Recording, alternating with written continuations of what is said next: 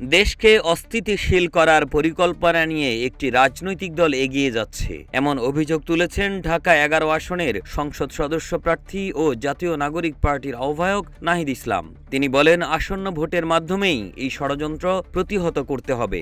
৮ ফেব্রুয়ারি সকালে বাড্ডার DIT project এলাকায় ১১ দলীয় ঐক্যের নির্বাচনী জনসভায় এসব কথা বলেন নাহিদ। তিনি জানান, রাজধানীর খুব কাছে হলেও বাড্ডা ও রামপুরা দীর্ঘদিন ধরে অবহেলা আর বৈষম্যের শিকার। উন্নয়ন না হওয়ায় অনেক সময় এলাকাগুলো শহরের অংশ বলে মনে হয় না। নাহিদ ইসলাম এ সময় স্মরণ করে বলেন, জুলাইয়ের গণ অভ্যুত্থানে এই এলাকায় ছিল আন্দোলনের অন্যতম কেন্দ্র।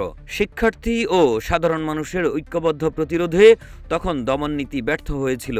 সেই আন্দোলনে ঢাকা ১১ আসনের বহু মানুষ জীবন দিয়েছে, অনেক আহত হয়েছেন বলেও জানান তিনি। এলাকার উন্নয়ন থমকে থাকার পেছনে রাজনৈতিক স্বার্থকে দায়ী করে নাহিদ বলেন, বছরের পর বছর ধরে জমি ও জলাশয় দখল করে একটি গোষ্ঠী লাভবান হয়েছে। দুই বড় দলের কিছু স্থানীয় নেতা ব্যবসায়িক স্বার্থে এক হয়ে এসব দখল নিয়ন্ত্রণ করেছে।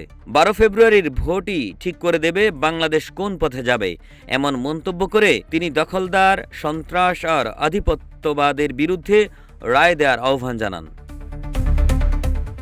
নিউজ ডেস্ক, রূপালী বাংলাদেশ।